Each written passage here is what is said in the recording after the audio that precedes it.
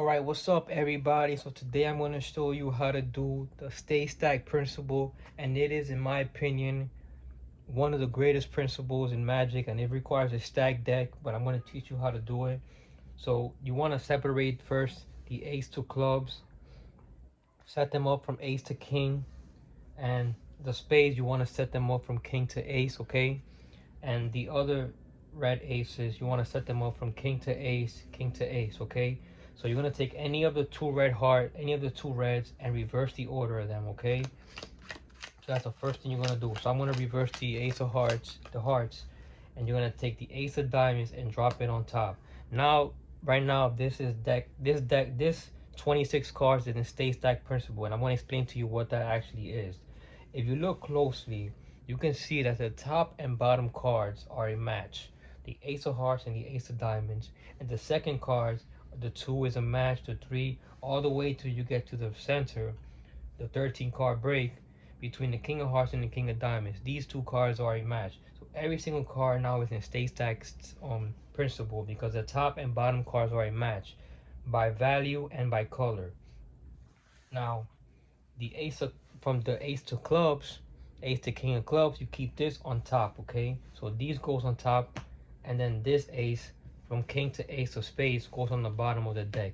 Now this entire deck is now in stay stack order, okay? So if you look, the top and bottom cards are a match. The black aces, the twos, the threes, the kings, you see, and then you look at the reds, the ace of hearts and the ace of diamonds are a match, and then right there in the dead center, the two kings is the match, okay? Now this entire deck is now set up and stay stacked.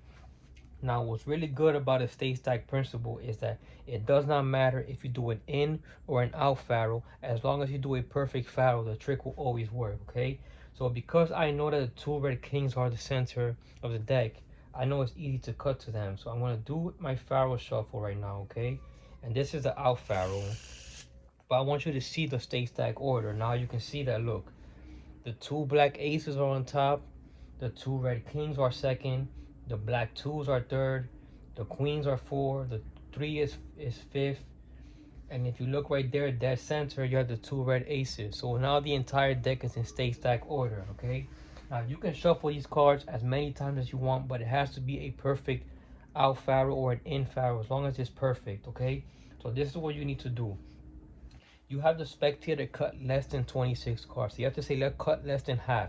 Now you can say that, or you can do what I do is I normally would dribble the cards where they can't pass 26 cards, okay? So what I do is I say, tell me when to stop, and I do this as I'm explaining as I'm dribbling the cards. So I say, tell me when to stop. So let's say they stop you right here. Okay, now this is the card right here. I'm gonna put the deck, this packet off to the side so you can see what actually happens. You're gonna take the rest of these cards right here and turn them face up and spread them. Now what you're gonna look for is a top card right here. In this case, it's a nine of clubs. You're gonna find the matching mate to that nine of clubs, which is the nine of spades. And the card that's next to the nine of spades is the six of hearts, which tells you right here that the card that the spectator cut to was the six of diamonds. Okay, so look at what it looks like.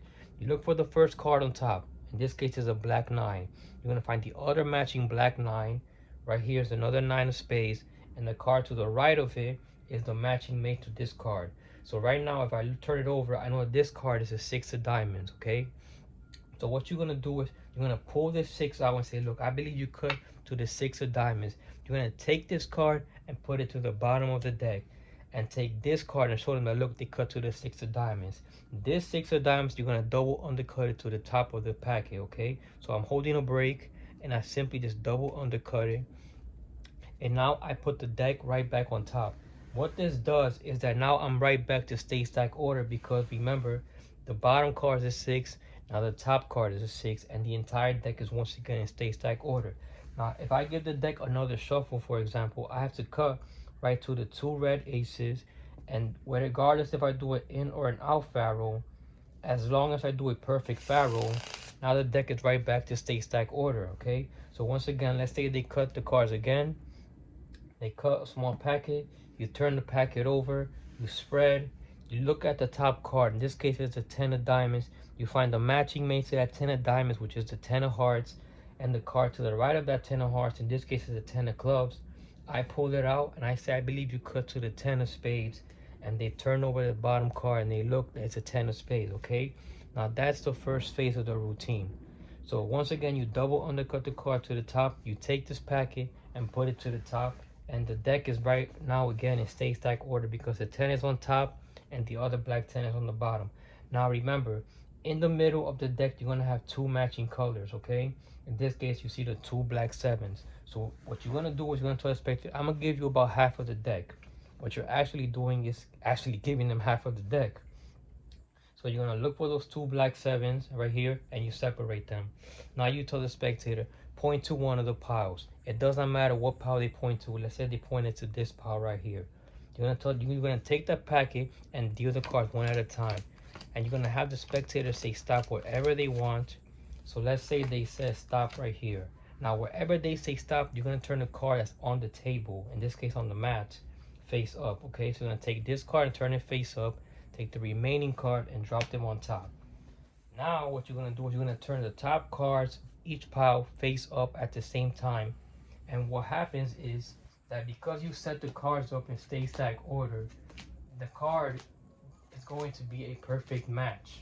Okay, so you're going to keep turning and keep going. Okay, try to do this as not too slow but not too fast either. And you see there's one card right here next to the jack of spades, and you're going to tell the spectator to turn that card over, and it's a perfect match, two black jacks. Now the pile that they did not select, you're going to take the card, turn it face down, and take the remaining cards, turn it face down.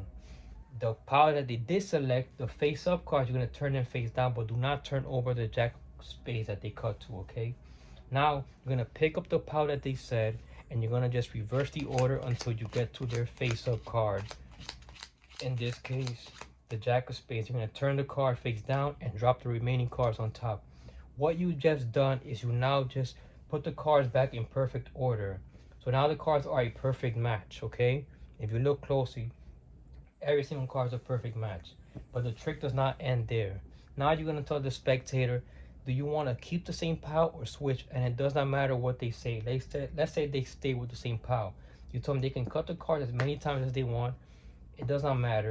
Then you're going to tell them turn the top card over. And you're going to have them cut that card and do this 3 times, okay? There's no reason to do it 3 times, but I just prefer to do it 3 times, okay? Now they're going to turn the top card over and cut, okay? Now what you're going to do is you're going to pick up this pile and glimpse at the bottom card, okay? And in this case, I see it's a 5 of clubs. So what I'm now going to do is I'm going to pick up the other pile and look for the matching mate to that 5 of clubs, which is the 5 of spades, okay? So I'm going to spread 2 until I get to that 5 of spades. And I see that 5 of spades, and I'm going to take this 5 and cut it to the bottom of the deck, okay? So now what I'm going to do is I'm going to do a perfect in faro, okay? I always do a perfect in faro for this routine, and it's just a personal preference, but you choose however you want to. If you want to do it out faro or in, I'm doing the in, and I'll show you why in a minute. So now you're going to spread the cards and show them that, look, there's 3 cards that remain face up. Now keep in mind, if you do an in faro, you're going to take the card to the right of the face card.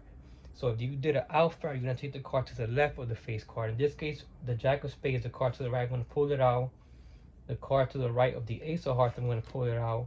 And the card to the right of the 6 times, I'm going to pull it out, okay? Now you're going to tell the spectator, what do you you're going to tell them, turn these cards over. And of course, these cards are now going to be a perfect match.